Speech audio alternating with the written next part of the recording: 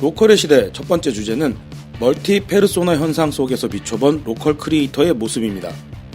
하고 싶은 일을 살고 싶은 곳에서 추구하는 로컬 크리에이터의 모습은 복잡한 사회가 개인에게 요구하는 다양한 페르소나 속에서 창업을 통해 자아 정체성을 찾고자 하는 욕구가 로컬 크리에이터로 탄생시키는 것은 아닐까요? 두 번째 주제는 로컬 크리에이터 팀빌딩 설문조사 결과입니다. 지난 11월 비로컬이 진행했던 설문조사에 100여 명이 응답해 주셨습니다. 설문조사 결과를 분석을 통해 들어봅니다. 오늘 방송은 비로컬 김혜령 에디터, 청소년 문화발전소 오경옥 소장과 함께합니다. 네, 2021년 새해 들어 처음 뵙는 로컬의 시대입니다. 안녕하십니까, 비로컬 편집장 윤준식입니다. 네, 안녕하세요, 김 기자입니다. 네, 안녕하세요. 청소년 문화발전소의 오경옥 소장입니다. 2021년 1월 첫 로컬의 시대 방송은 이렇게 3명이서 시작을 하게 됐습니다. 네, 오늘 또 처음 이제 출연하시게 된 오경옥 소장님 좀 소개 좀 부탁드립니다. 저는 청소년들과 청년들 대상으로 이제 문화 관련된 것들 이제 연구를 하고 있고요. 도시재생이나 마을 공동체 이것을 통해서 다음 세대들이 변화를 이끌어갈 수 있는 그런 주축이 될 수 있도록 요즘에 핫하다는 그 MZ세대 중심으로 만나고 있습니다. 로컬 크리에이터 얘기하는데 왜 청소년 문화발전소 소장님이 오시지? 뭐 이런 생각하시는 분도 있으실 것 같은데요. 지금 로컬의 문화를 주도하는 세대가 밀레니얼 세대입니다. 우리나라 법규로 따지면 청소년에 해당되는 연령대가 겹쳐져 있거든요. 그래서 청소년 연구하시는 분이 생각보다 밀레니얼, Z세대, MZ세대에 대해서 많은 해박한 지식과 경험을 갖고 계시기 때문에 이렇게 청하게 됐고요. 더 적극적으로는 저희 비로컬이 지난 11월에 진행했던 로컬 크리에이터 팀빌딩 설문조사를 오경옥 소장님과 같이 진행을 했거든요. 그런 의미에서 오늘 초청을 하게 됐습니다. 제가 청소년법 말씀드렸는데요. 좀 관련해서 설명을 좀 해주시면 좋을 것 같아요. 네, 청소년은 청소년 기본법에 의해서 9세에서부터 24살까지 포함이 되어 있고요. 그리고 2020년에 청년 기본법이 생기면서 18세 청소년부터 34살의 청년들까지 청년 기본법의 지원 대상으로 포함이 되어 있습니다. 그래서 청소년 연구하시는 분이지만 청년을 연구하는 게 되겠고요. 그다음에 밀레니얼 세대와 Z세대를 다 아우르는 분이시기 때문에 앞으로 자주 출연해 주셔서 밀레니얼 MZ세대들 로컬에서 어떻게 생각하고 있는지 좀 많이 전해주셨으면 좋겠습니다. 자, 오늘 첫 번째 주제는요. 네. 김 기자가 가지고 왔는데요. 어떻게 시작을 해야 될지 모르겠는데 2020년 트렌드 중 하나가 멀티페르소나라고 있었는데요. 자, 그 멀티페르소나 현상이 로컬에서 좀 더 적극적으로 나타나고 있다고. 정확한 취재 결과는 아니고요. 이제 여러 가지 정황이나 이제 로컬에 계신 분들의 이야기를 듣다 보니까 이제 느낀 건데 멀티페르소나 현상이라는 게 이제 왜 나왔는가? 이런 것들에 대해 이제 취재를 하다 보니까 관심이 가더라고요. 그래서 그런 것들에 대해서 고민을 하다 보니까 멀티페르소나 현상은 원래 자신이 누구인지를 궁금해하는 청소년들에서 청년들이 되게 핫하게 가지고 가는 키워드고, 그리고 그 사람들은 실질적으로 지금 특히 30대 같은 경우에는 소비를 하는 계층이잖아요. 이제 재력을 가지고. 네네. 그래서 그 재력을 가지고 소비를 하는 계층이 무엇을 소비를 할 것인가, 무엇을 소비를 하면서 나를 나타낼 것인가, 약간 그런 식으로 결을 하다 보니까 멀티페르소나 현상으로 그게 결부가 되면서 이제 나를 표현하는 다른 수단들을 찾기 시작했다. 뭐 이렇게 이야기를 하면 좋을까요? 네, 사실은 멀티페르소나 현상을 2020년도에 제일 적나라하게 보여준 게 바로 부캐 현상입니다. 대표적 유재석 또 누구죠? 비하고 유재석이 놀면 뭐하니 하는 거죠, 뭐. 네. 거기서 유재석이 또 자기 다른 부캐릭터로 등장을 하잖아요. 그리고 네. 이효리도 등장을 해서 린다라고 하는 새로운 그 예명이라고 해야 될까? 예전에 예명이라고 많이 했는데 새로운 이름으로 활동을 해요. 그래서 기존의 이효리가 아닌 새로운 이효리의 모습을 보여주고 비도 등장하고 그래서 세 명이서 뭐 팀 결성해서 앨범도 만들고 그러면서 이게 화제가 되었었습니다. 그래서 부캐 현상이라고 해서 의외로 그 방송을 보고 부캐 활동을 하시는 분들이 늘어났었어요. 네, SNS 상도 특히 그렇고. SNS죠. 네. 그리고 뭐 비슷한 결이긴 하지만 뭐 블로그나 포스트 이런 것에서도 자기를 다르게 표현을 하면서 자기가 아닌 것처럼 활동을 하는 사람들도 늘어났고요. 그리고 방송가뿐만 아니라 광고계에서도 연예인의 화려한 모습이 아니라 일상적인 모습을 또 다른 부캐로 보여준다라고 해서 광고 트렌드로도 굉장히 자리를 많이 잡았다고 얘기를 들었어요. 바다 건너 일본에서도요. 그 유사한 프로그램이 나오게 됐는데 그게 촬휴라고 해서 촬영을 안 하는 휴일. 그러니까 연예인이 촬영을 안 하는 휴일 이야기를 도대체 이게 다큐인지 드라마인지 알 수 없는 그런 묘한 장르의 방송물이 등장하기도 했습니다. 자, 이것도 부캐 현상, 멀티 페르소나 현상하고도 관련이 있다고 볼 수 있거든요. 오. 자, 근데 문제는 이 페르소나가 너무 흔한 이미지가 돼버렸어요. 사실 이 페르소나는 굉장히 오래된 고대로부터 내려온 단어이잖아요. 라틴어에서부터 나온 말이잖아요. 아, 그런가요? 네, 그 이유는 그러니까 라틴어를 사용하는 이태리 문화가 고대 그리스에서 영향을 받았는데 고대 그리스에서 발전한 그 문학 장르이자 공연 장르가 바로 비극과 희극, 연극이거든요. 그러니까 연극에서 배우들이 등장을 할 때 얼굴에 쓰고 나오는 가면, 그리고 가면이 곧 배역이라는 의미를 해서 배우가 보여주는 또 다른 모습을 페르소나라고 표현을 한다는 거죠. 그리고 지금 이런 페르소나 얘기를 어디서 많이 하냐면 영화 거장들 보면은 이제 비슷한 내러티브의 영화를 자기와 호흡이 맞는 배우들이랑 찍는 경우가 있는데 그런 배우를 아무개 감독의 페르소나라고 얘기를 해요. 감독이 배우가 아니니까 자기가 직접 출연을 못 하잖아요. 그렇죠. 그러니까 자기의 세계관을 스크린 안에서 보여줄 수 있는 배우를 감독의 페르소나라고 얘기를 한다는 거죠. 그러니까 페르소나가 처음에는 가면이라는 이야기에서 시작을 해서 이제는 다른 형태의 인격체의 이야기로 되고 있는 건데 사실 이런 페르소나에 대한 이야기가 이제 지금 현대에 논의되게 만든 존재는 심리학자 칼 융으로 알고 있습니다. 네, 페르소나는 이제 페르소나와 대비되는 그림자 개념 두 가지로 나와요. 그러니까 페르소나라고 하는 거는 우리가 뭐 연극, 영화 뭐 이런 데서 나온다고 얘기는 했지만 사실은 이제 심리학 같은 경우에는 내가 위치가 어디에 있는지 거기에 따라서 나타나는 내가 다르다는 상황에서 페르소나가 나왔거든요.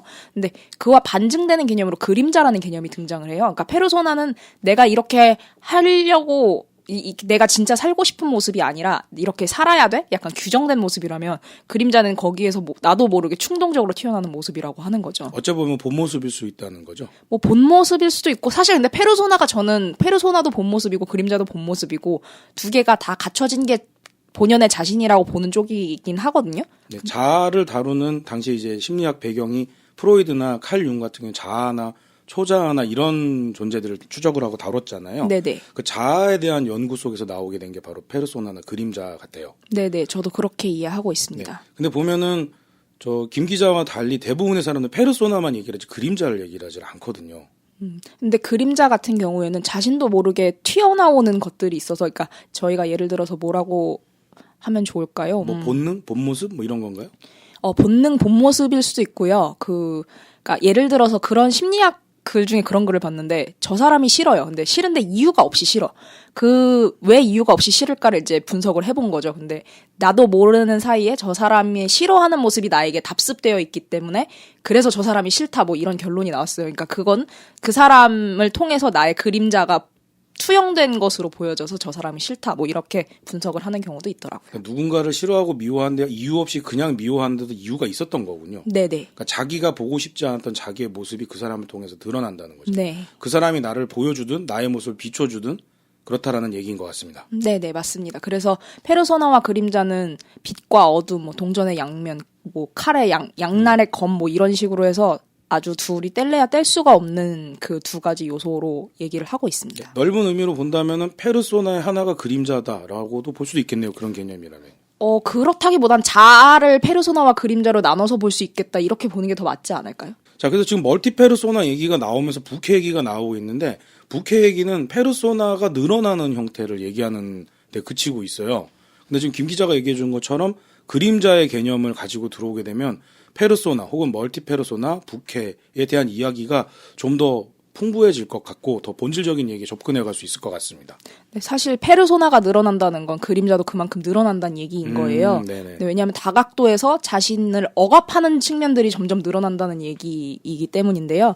이게 SNS 상에서 단순히 페르소나가 늘어난다 라고 보면은 뭐 이게 늘어나봐야 얼마나 늘어나겠어라고 하지만 여러분들 사실 사회생활 하시면서 뭐 부장님 같은 경우에는 부장님이라는 페르소나를 가지면서 생활을 하고 계시고 집에서는 뭐 가장이라는 페르소나를 가지고 생활하고 계시고 뭐 직업이 학생이면 학생 페르소나를 가지고 생활을 하고 있고 친구들 사이에선 또 다른 내가 나오고 뭐 연인 사이에선 또 다른 내가 나오고 그러니까 이런 식으로 페르소나는 되게 다양한 측면에서 드러날 수 있거든요. 근데 이게 실상뿐만 아니라 SNS 상에서도 늘어난다? 그러면 이제 진짜로 어떤 게 내 모습인지 SNS인지 점점 헷갈려지는 현상이 나타날 수 있는 거죠. 네, 청소년들이 SNS 많이 활용을 하고 있잖아요. SNS 상에서 이 멀티 페르소나는 어떻게 등장하고 있을까요? 요즘 어떤 추세로 흘러가고 있는지 좀 궁금합니다. 프로필에서 자기 사진이 아닌 내가 닮고 싶고 아니면 동경의 대상, 그러니까 이런 대상에 이제 프로필을 거는 경우들도 있고요. 본명이 아닌 익명을 통해서 아이들이 자기가 되고 싶은 그런 이름으로 이제 부여하는 경우도 있어요. 물론 이제 페이스북에서는 자기의 본명을 쓰도록 이렇게 유도를 하고는 있지만 가입을 할 때 조건 자체가 저희 대한민국에서 사용하고 있는 소셜미디어랑 좀 달리 그냥 등록하면 이제 수락이 되는 그런 것 때문에 그런 어떤 가명들이 이제 사용되는 부분들이 없지 않아 있기도 합니다. 근데 또 한편으로는 네이버에서 이제 개발을 한 그러니까 3D 그 아바타 프로그램이 제페토라는 서비스가 있어요. 그래서 네. 이 제페토를 통해서 익명이긴 하지만 실제 3D로 구현된 캐릭터로 자기의 그런 게 부캐와 그리고 그런 그 활동들을 이제 활발하게 하고 있는 모습들이 2020년부터 2021년까지 이제 넘어오고 있기는 하는데요. 그러니까 미러링 효과라고 이제 이거를 이제 표현을 할 수가 있는데요. 모든 사람은 다른 사람의 거울이고 그들의 모습을 반영한다라고 하는 이제 쿨리의 이야기가 있어요. 그래서 이 모습 이건 뭐냐면요. 그러니까 거울을 우리가 보면서 내 모습이 이렇구나라고 하고 거기에서 이제 내 자신을 이제 인식을 하는 그런 효과들이 있기는 하는데 또 한편으로는 타인이 나를 바라보고 있는 그런 시각들을 생각하지 말아라. 그냥 있는 모습 그대로 보자라고 하는 그런 의식들이 그 그림자랑 같이 결부하면서 이 부캐라고 하는 것들이 이제 등장을 하게 됐다라는 거죠. 그래서 뭐 이렇게 차후에 이런 어떤 심리와 관련된 것들을 이제 좀 더 집중해서 좀 살펴본다라고 하면 지금 MZ 세대나 아니면 지금 사회에서 일어나는 이 부캐 현상들을 이제 좀 더 이렇게 정밀하게 이렇게 볼 수도 있다고 생각은 됩니다. 근데 오늘 이 시간에서는 그 부캐의 이유에 대한 부분들을 이제 김일환 기자님께서 또 이렇게 취재하셨거나 그 발표 그 내용들을 기반으로 좀 얘기가 이렇게 풀어질 것 같아서 여기에서 이제 이 정도로만 제가 이제 마무리를 좀 하고요. 네, 제가 사전에 뭐 질문지라든가 대본을 드린 게 아닌데 놀라울 정도로 이렇게 폭넓은 지식을 보여주셔서 제가 지금 놀라고 있습니다. 놀랍다는 말을 2번이나 쓰게 됐네요. 네, 자 근데 이제 중요한 건 저희는 로컬 트렌드 미디어잖아요. 자, 그럼 이게 로컬에서 혹은 로컬 크리에이터의 세계 안에서는 도대체 이 페르소나, 멀티 페르소나가 무슨 관련이 있는 건지 좀 설명이 필요한 것 같아요. 지금 현재 로컬 크리에이터로 활동하고 계시는 분들의 나이대를 조금 주목을 해보면 좋을 것 같은데, 네네. 이제 얘기를 듣고 이제 취재를 다니고 하다 보면 젊으신 분들이 많더라고요. 생각보다 난 대표다 이렇게 하면 한 40, 50대 아저씨 분들이 이제 제가 생각하기엔 그럴 줄 알았는데 갔는데 되게 20대에서 30대 젊은 층들이 활동을 하면서 활발하게 그 전개를 해나간다는 거죠. 근데 이 세대들이 어떤 세대들이냐면 자본주의 키즈라고 이제 2021년 트렌드 코리아 책에 나오거든요. 네. 그러니까 자본을 가진 세대인 거예요. 그러니까 실질적으로 기존에 있던 페르소나, 그러니까 이 나이 땐 이래야 돼, 이 나이 때 이래야 돼라고 페르소나가 주어지는 세대가 아니라. 그러니까 예전에 그 생애 주기적으로 따지던 페르소나가 아니다라는 얘기. 네네. 그러니까 뭐 10대는 학생이니까 일해야 돼. 뭐 20대는 뭐 청년이니까 뭐 열심히 살아야 돼. 뭐 30대는 뭐 돈을 많이 벌어야 돼. 뭐 이런 식으로 해서 그 나이대마다 주어지던 페르소나가 있었잖아요. 뭐 이 나이 땐 결혼을 해야 돼. 이렇게. 근데 지금은 그렇지 않다는 거예요. 자본을 가진 세대들, 돈을 벌기 시작하는 세대들이 그런 기존에 있던 페르소나에서 벗어나서 자신만의 페르소나 뭐 아니면 또 다른 자아를 찾기 위해서 노력을 많이 한다는 거죠. 그래서 그분들이 어디로 갔냐? 저는 그 멀티 페르소나 아니면 또 다른 나 찾기 개념으로 로컬에 가서 활발하게 활동을 하고 있다고 생각을 하는 거죠. 참고로 저희 비로컬이 내걸고 있는 슬로건이 있습니다. 로컬 크리에이터는 살고 싶은 곳에서 하고 싶은 일을 하는 사람이다.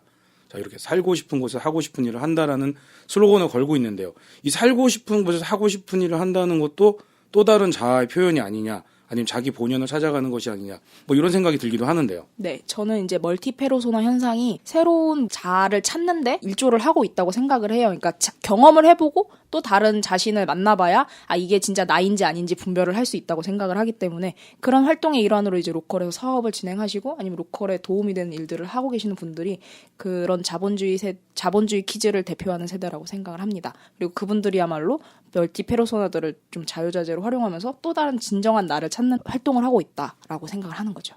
저도 로컬 크리에이터 분들을 만나 뵙다 보면은 이분들이 미디어를 기가 막히게 활용하시는 걸 보게 돼요. 그러니까 자기 자신이 미디어가 되기도 하고요. 자기가 운영하는 공간이나 매장이 예를 들면 자라 매장처럼 미디어가 되기도 합니다. 그래서 미디어 스팟, 그러니까 소위 요즘 인스타 맛집이라고 그러잖아요. 그러니까 다른 사람들이 와서 인스타에 사진을 올리고 싶게끔 만들어 간다는 거, 연출을 그렇게 한다는 거죠. 나는 각본을 주지 않았어, 다만 연출은 해놨어, 이런 느낌이랄까.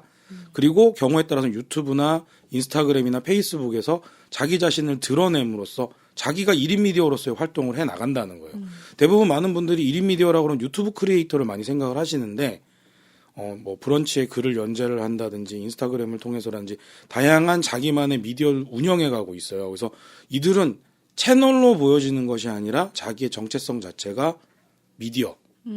바꿔 말하면 관종기가 있는 분들인 거죠. 그렇죠. 아무래도 이제 SNS나 이런 것들을 통해서 정보를 빠르게 얻기도 하고 또 그런 빠르게 정보를 얻는 만큼 빠른 반응을 원하기도 하거든요. 그러니까 자신이 올린 것에 대해서 뭐 바로바로 뭐 좋아요가 많이 달리는 걸 원한다거나 아니면 댓글을 통해서 또 다른 사람과 빠르게 소통을 하길 원한다거나 좀 그런 것들이 저는 이런 활동을 하시는 분들은 특히나 SNS를 많이 활용하시는 것 같더라고요. 네. 그래서 그런 것들을 좀 주목을 해볼 필요가 있다는 얘기를 하고 싶습니다. 사실 관종이 굉장히 부정적인 의미의 단어거든요. 관심종자라는 표현에서 관종이 나온 거잖아요. 관심종자라는 표현 자체가 굉장히 부정적인 표현입니다.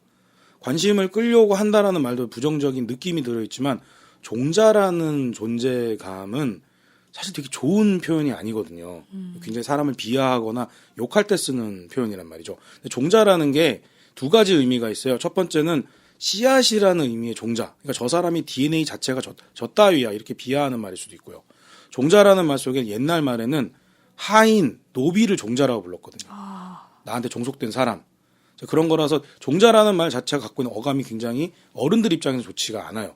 근데 청소년들은 관심종자라는 말, 관종이라는 말을 부정적인 언어가 아니라 되게 긍정적인 언어로 쓰거든요. 이것도 일종의 급식체가 되려나요? 글쎄요. 그것까지는 아직 좀 더 봐야 할 것 같은데 자기 PR을 열심히 하는 사람이라던가 아니면 자신을 좀 적극적으로 드러내는 사람들을 관종이라고 표현을 해요. 근데 이들이 표현하는 관종은 이제 그 옛날에 안 좋은 의미라는 것에서 벗어나서 그냥 일상 용어로 쓰는 거예요. 그러니까 저 사람 관종이야. 근데 이게 딱히 부정적인 얘기는 아니란 얘기죠. 과거 이제 아프리카 TV에서 이제 BJ 활동을 하거나 이런 분들이 별풍선 많이 받을 별 이상한 짓을 많이 했잖아요. 그러니까 예를 들어서 혐오스러운 행동, 남자분들 같은 경우엔 엽기적인 음식을 만들어서 괴식을 한다든가 몸에다 뭐 간장을 바른 다음에 거기다 뭘 찍어 먹는 이런 형태의 부정적인 의미의 관종이라는 그런 의미를 많이 낳긴 했거든요. 근데 요즘은 또 어떤 분위기가 되는지 모르겠습니다. 올해 2021년도의 트렌드 중에 하나가 착한 소비, 착한 경쟁, 그리고 착한이라고 하는 것에 이제 방점을 찍게 되는데요. 유튜버에 보면 요즘에 제가 이제 먹방을 좀 이렇게 많이 보고 있어요. 근데 그 유튜버 중에 남들이 이제 그러니까 차별화를 갖고자 이제 그 콘텐츠를 만들다 보니까 이제 접근한 거일 수도 있는데 소상공인 대상으로 그것도 어르신들이 이제 운영하고 있는 작은 매장들을 이제 찾아가는 20대의 젊은 친구가 하나 있어요. 그래서 특정 인물 거론하기는 좀 그러긴 하지만 웅이라고요. 네, 웅이라는 친구가 그 어르신들을 보면서 마치 내가 그분의 손자인 것처럼 접근을 하고 그분들이 운영을 하고 있는 그 작은 매장들을 이렇게 소개를 해주면서 이거를 보고 있는 이제 전국에서 이제 사람들이 각기 이렇게 몰려오는 그런 일들이 있어요. 그리고 또 최근에는 25일 크리스마스가 지나고 나서 그 어르신들에게 작지만 그 일을 하면서 이렇게 입으시라고 작은 선물로 옷을 이렇게 선물을 하기도 했었어요. 근데 그거를 받으신 분이 처음에 만남은 이 친구와 그 고객으로 만났는데 이 친구가 그 어르신들의 매장을 통해서 자기가 먹는 먹방을 통해 컨텐츠가 되면서 그 컨텐츠가 자연스럽게 관계로 넘어갔고 그 관계를 통해서 사람들이 다시 반복해서 이분에게 이제 돌아오면서 그 어르신이 가지고 있는 맛도 맛이지만 그 웅이가 느꼈던 그 웅이를 통해서 어르신과 그 교감했던 것들을 다시 이렇게 느끼는 그러니까 그런 어떤 선순환의 그런 구조들이 이제 나타나고 있다라는 거죠. 그러니까 이는 예전에는 그냥 나만 이제 돋보이고 나만 잘 되고 내가 그 어떤 그 생생하게 이렇게 뭐 드러나는 그런 부분들이 이렇게 우선이었다면, 최근에 이제 콘텐츠들이, 누군가에 대한 그 타인에 대해서 이제 관심을 갖고 있는 그런 부분들이 있다라는 거죠. 그러면 다시 한번 이걸 또 이렇게 되짚어 보면, 그러니까 로컬이라고 하는 개념으로 보자라고 얘기를 하면, 그 지역에서 소상공인으로 갖고 있는 그 어르신들은 사실은 젊은 세대들은 관심이 없거든요. 근데 이런 컨텐츠로 인해서 다시 그 대상자들은 그 지역에 계시고 그 지역과 함께하고 지역의 민으로서 하는 그런 분들을 보면서 저분한테 내가 좀 더 판매를 해줘야 되겠다라고 해서 소비를 촉진하는 부분들도 있지만 거기서 새로운 관계가 생성될 수 있는 그런 중요한 요소로 작용이 되는 것 같아요. 그래서 이 관종이라는 게 앞서 김일영 기자님이 이야기 주신 것처럼 그냥 어떤 그런 부정적인 것보다는 최근에는 이런 착함이라고 하는 그런 것들을 통해서 긍정적인 부분들이 더욱더 강화되고 있는 것 같습니다. 네. 자, 이렇게 로컬에서 벌어지고 있는 로컬 크리에이터들의 모습들, 이 안에서 저희가 통찰할 수 있는 것들이 좀 생기는 것 같아요. 앞으로 좀 더 봐야겠지만 좋은 구조들을 사실 그 웅이 같은 이야기들을 로컬 크리에이터들이 그 지역에서 만들어가고 있다고 생각을 하거든요. 뭐 예를 들어 어르신들 랩하는 걸 동영상으로 찍어가지고 그 크리에이터처럼 로컬 크리에이터로 활동하시는 분도 있고. 순창 방랑사롱의 이제 할미넴 활동 같은 거 말씀하시는 거죠? 네. 지금 갑자기 이름이 생각이 안 나서. 네. 그런 경우도 있고 일단 그 오래된 도심에 들어가서 도심이 어떤 색채를 가지고 있는지를 관찰하고 그 도심에 있는 사람들과 함께 어울리기 위해서 뭔가 노력을 하고 있다는 거죠. 그런 측면에서는 아까 웅이가 활동하는 거랑 괴를 같이 한다고 생각을 하고 그리고 앞으로 좀 더 지켜볼 필요가 있다고 생각합니다. 네. 그래서 저희 로컬의 시대에서 작은 프로젝트를 시작했으면 좋겠습니다. 네? 관종을 넣어서 관종의 시대라고 해서 한두 달에 한 번씩 이렇게 방송을 통해서 그렇게 되는 건가요? 네, 계속 연재해 나가는 걸로 방송 연재해 나가는 걸로. 지금 알았습니다. 네. 그래서 뭐 계속 이렇게 호흡을 맞춰서 주기적으로 이렇게 찾아와 주셨으면 좋겠습니다.